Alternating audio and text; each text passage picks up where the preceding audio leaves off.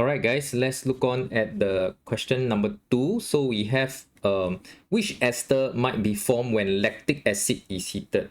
So you have to draw out your lactic acid. 1, 2, 3.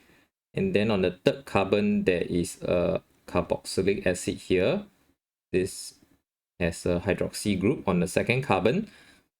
Okay, so they are asking which ester might be formed, right? As you know, ester, right, is a condensation reaction between an alcohol functional group plus a carboxylic acid functional group.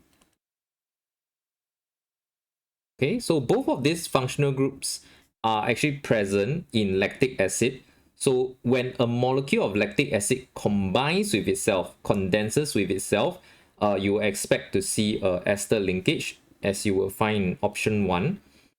So since you have a ester linkage in the middle, right, it could mean that a second molecule of,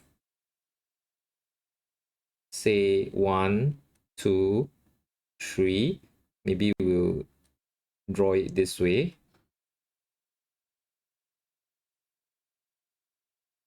Okay, a second molecule of lactic acid, right, could have been condensed. Okay, so you want to take note that the condensation remove a molecule of water, and then you will form your lactic acid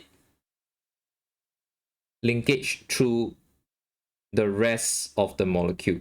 Okay, and then obviously you will still have a OH left, and you will also have a carboxylic acid that's left. Okay, so option 1 seems fine. Option 1 seems okay. Okay, option 2 is basically 2 of that happening. Okay, so you have this group condensing with this group again. So you get a second linkage. So in total, right, you have 2 ester linkage formed by the 2 carboxylic acid and alcohol functional group. All right, so you can actually try to break it up again.